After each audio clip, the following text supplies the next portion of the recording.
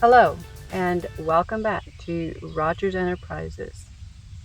This month we are in Illinois. A few months ago, Jared told me about a job in Illinois, and while I knew he might take it, he didn't ask me if I wanted to go.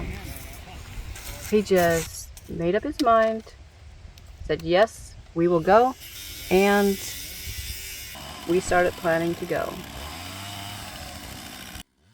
While I didn't mind for the most part, because, my garden would be going into its winter sleep, and I could take my work with me. But what about my chickens? We talked about many things. See, the accommodations were that we have a little cabin, and for some reason in my mind, like I saw several RVs, there was an extra bedroom. And so I'm going, well, can I take my chicken? And yes, that idea was absolutely entertained. And for a while, I was even thinking about at least bringing my favorite chicken. I mean, seriously, how am I going to go a full month without my chickens? But in the end, my sister kindly offered to take them in with her chickens, and that would be the best for my chickens. And so we packed up and headed for Illinois.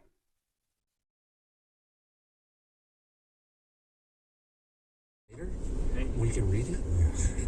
It's a miracle. I mean, it's just, and there's nothing. The graveyard.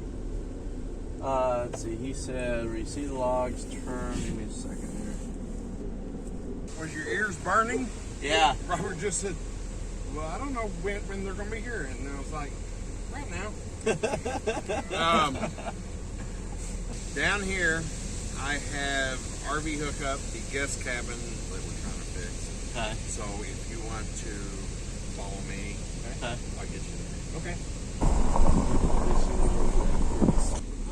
I might change my mind. If I just put you like by our house, that'd be okay. Yeah, I mean, we can just see what you got. And it'll just be a couple days, and then we'll be. Then you'll have the cabin going and everything. Okay. So.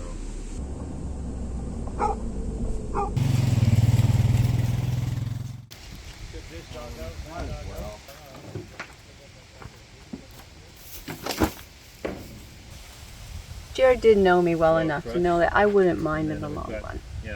He did have a very valid reason for taking off across the country to build a log home. Says it's calling out for a double log header, so logs.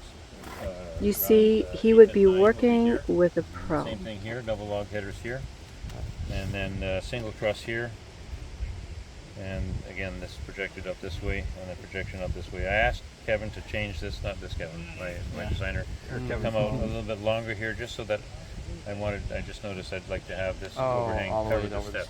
Yeah, just I don't know how much snow load there is here, but at least there's rain, and they get a lot of freezing rain here, so it would be nice to just try to protect that a little bit. You're welcome to use and try my tools, and you'll probably want to see some of the special toys. So these are regular chisels, but then I have some customing. This is a flareon, and I have a lot of different size of flareons. Here's a scarf slit that you talked about wanting to try. There's a scarf slit. What is that used for? This is for, you can use it just as a flat slick, and I have many that are a lot wider, different diameters, but what it's really good is the cleaning out against the shoulder of a tenon. So around everywhere, I've got one heavy 10-gauge. Robert is a Canadian builder who has been building log homes for 46 years. He's the one that is heading this project. So we're here to build a house with Robert Savignac. Robert Savignac. There you go. Savignac. There you go. He's running the project, and we're working with him, which has been very enjoyable. And yeah, he's been doing this a lot longer than we have. We've been doing it about 3 years and 46, 46 years. something like that, 47 years. Also talked about making sure we've got cutting blocks everywhere so that we can work on a log, set it to the side, and not have to swing and transport it to some inconvenient place to do our work. So we could take it back and we'll make more workstations. And really, let's get ourselves set up today and get. I'm not so concerned that we're gonna burn and get things done. My job is going to be to make sure we have the right logs in the right place. That's the best use of my time, is running the show and then cutting notches. For those that you are just starting cutting notches, and keep at it. If you want to practice, you can actually now. I think you're watching both of you. You can start working on final pieces of wood. It's easier to take wood out. It's impossible to put it back. So get conservative if you need to. Don't cut past the line. If you can't see the line, don't cut. That's just the easiest rule. And I'll just repeat for your guys' sake. I have one for the teach, as you know. So I have 3 sharps in teaching. Sharp mind is what we talked about. Safety, being conscious around, being aware. Sharp mind also means no alcohol or drug abuse. You want to be sharp on the job site. Anybody working on site that's under any kind of influence or off the site, either forever or for the day or whatever. Sharp tools, keep your tools sharp. Your steel edge tools and your chainsaws, keep them sharp. And the 3rd sharp is the sharp pencil, which just means paying attention to detail. And you can't draw the good notch if you're using a fat crayon. So I have ways I like to sharpen pencils, so I'll teach you my way, because I like it. But you don't have to use my way. But just keeping things sharp. That's my goals in working together. Sharp mind, sharp tool, sharp pencil. Sharp pencil, of course, means you're paying attention to the nth degree of measurements as well. So I used to have one guy, staff, that says, "Oh, Robert, we're not building pianos here." I said, "Yes, we are. We got people that have high expectations. We are epitomizing the best log building techniques in the world, and we're going to show that here, regardless of how beautiful these logs are or aren't. We can make a really good job and turn stuff into. There's some logs He's really being nice over here. We can turn stuff into. Well, I told Chris I can make. I make a silk purse from a sow's ear. And that's our goal here. Is that we've got nice character wood, and we're going to make a nice character home out of it. And I don't want to over manipulate the wood, but we have to. That's why we're going to chop up stuff. And already we've got some nice, seemingly straight pieces of wood here. So it's. Really look at the tops of these logs. They're all pretty nice, consistent. That's what we want. And just think about every step. Think about every step. And ask questions. And honestly, I want you to know why we're doing stuff, not just do it. So fair questions. Ask the questions.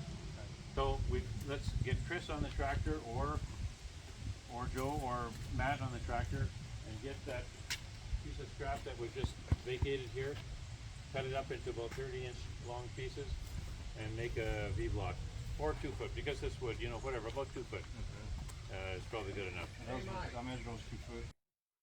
I started before I'd heard of Maggie. I started in '77. I was actually a biologist doing mushroom studies up in northern Manitoba, and I got billeted with an Icelandic fellow who was a log home builder in the summertime, and then I ended up deciding, put down the microscope and pick up the chainsaw and chisel. And that was in '77, and through college, kind of working as a log builder as well in the '70s, and then by '84, I went to the Mackey School. I had worked on a few log buildings already at that point, so I took a sort of an advanced course. And then I stayed to teach at the school, and then by, I don't know what year, that was '83. Yeah, it kind of goes then. And then by '84, '85, I started my own company in Alberta, and stuck with it. The rest is history.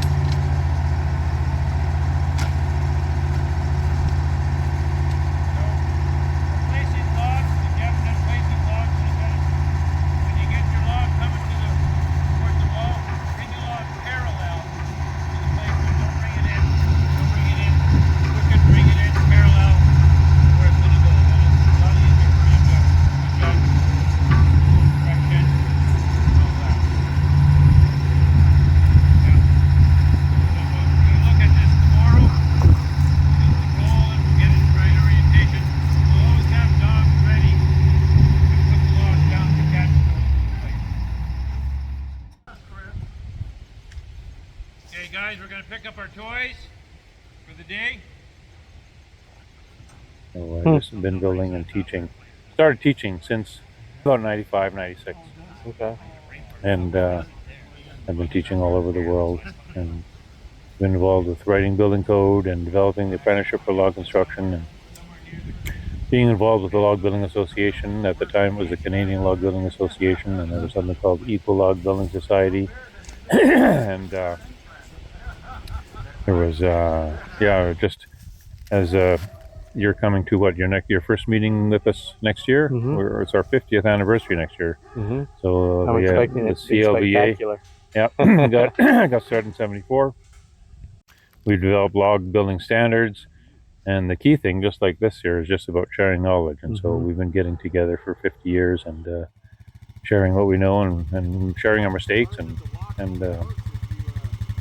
that's what I like to do. So I had a large company at one point, up to about 38 employees, and built all over the world. And one of the things as an itinerant log builder, I gravitate to a lot of these projects where homeowners like Chris have an ability to harvest their logs, and it's important for me that they do it right. So when Chris put an ad out on Facebook with restoration, he was looking for someone to scribe logs, he said. Right away, I knew that if you just thought it was just scribing, he needed a lot of help. So I explained about who I was, and didn't take him an hour to decide to hire me. And then he put the call out that he's hiring me, and what often happens is people like you will come and gravitate and learn. Gravitate, yeah. Yeah, I thought it was too good of an opportunity to pass up to work with him. You learn a lot just by being around someone who's done it that long. Just if you're open and you just like a sponge. So yeah, it's been really great. So you started pretty young. If you right out of during college. I started when I was 21. Okay. I'm 67. I've raised a family on being a log builder, and then some. So it's been a career. Because I have a degree in biology as well, and then a subsequent postgraduate degrees in project management. But the biology, like, to be a good log builder, you've got to be, you're an artist, and it's sort of, I always call it the art and science of log building. But this is an opportunity to use some of this smaller size wood, because beyond there, it's just too small. It's not this. It's outside of our averages here. Okay. So there's this kind of thing. Again, this is too small. This, there's a bit of cambium and mold issues, and this has got a lot of crooked character, but and there is a buck mark there. I can see a big buck mark. Because you have to use your eye, you have to be artistic and handcrafted. But there's a science to it. There's there's math, there's algebra. There's you have to be a dendrologist, so you have to understand trees. You have to be a mycologist, so you understand the pathogens, the mycelium, the fungus, the insects. So an entomologist as well. You understand your insects, understand the kinds of insects that can affect the wood, and then physics, understanding load paths and everything else. So, and a mechanic. But it's like I mentioned to you before. As at the beginning of our gathering, 3 sharps. Do you remember what they were? The 3 sharps. Ooh, let's see if I can remember this. Sharp tools. I remember the last one was sharp pencil. Sharp tools, sharp mind, sharp pencil. Right, but sharp mind first, right? Sharp mind first. Sharp mind. Keep a sharp mind. Be aware of your surroundings. Be aware of what you're doing. Be clean. Your mind needs to be sharp. Needs to be clean. Not drugs and alcohol and that sort of thing. But and then focused, and also aware of your surroundings, safety, and other people around you. And then sharp pencil, is about precision and about marking, to the line and being precise. And then sharp tools, you can't do anything with a dull tool, and a dull tool is dangerous. So so that's my 3 sharps. Yeah. If I was a musician, there's got to be some musical signature that has 3 sharps in it. I don't know what is it. F major or whatever. I'm not I can dance, but I can't. We'll have to look that up. But so I got to ask really quick, because I'm a teacher, and even though this is not a course, It's like you can tell that you're just a natural teacher. Like Martha even picked up on it the first day. She's like, he's just a natural. Like he's great. I have a degree, so I have a double major. So my degree is in biology, and my second major is in outdoor education. Oh, okay. Outdoor education. Outdoor education. So I was didn't know that also, was a thing. yeah, I was a guide. So I was an interpretive naturalist. Okay. And under the, I'd met Sigurd Olsen in the day. If you know who Sigurd Olsen is, he's an environmentalist, naturalist who wrote several books, and he wrote about the North Country canoeing and that sort of thing. But my background is, I love to teach, but it's sharing. So I also took courses in effective teaching, and I was actually chair of a college program for a short while. And just because you can do, something well doesn't mean you can teach it well. So I really focus on teaching and imparting, making you understand. Yeah. What I'm talking about. But yeah, you're right. I am a teacher. Yeah. And I enjoy teaching, and so you have to kind of enjoy it to do it. I think it's really hard to teach if you don't enjoy it takes passing patience. the knowledge on. Yeah. Yeah, and it's important passing the knowledge, and it's just something that it's a dying trade, and so it's important for me. It's a mission, and I'm going to keep doing this for as long as I can. I'm not going to retire, so it's just something that I enjoy doing. And so you mentioned the codes. You were involved in both the ICC 400. Yep. And the effective practices and methods handbook that we use. Yeah. And I've been technical editor for some other publications as well, and just following through on everything and just making sure it's done right. And I've also been keynote speakers around the world, and I've worked and spoken to building inspector conventions and engineering conventions, and gatherings that have anything to do with wood in Japan. I went over there to give some presentations, and I get questions like, well, how earthquake proof are log buildings, or there's all kinds of questions that come up. And so axe throwing aficionado. I am an excellent axe thrower. Supposed to be in Denver this last weekend at the Timber Framers Conference. So, to do axe. I don't think you were giving a talk. You were there to do axe throwing. I was there to be axe throwing. Next year, though, you got to come. I'm giving a talk on how to build log spiral staircases. Oh, nice. Yeah. That'll be in October in Michigan. Be sure to go there. Yeah. What's up is down, what's left is right. Chasing stars and holding you. I can't see the end, but we'll see it through.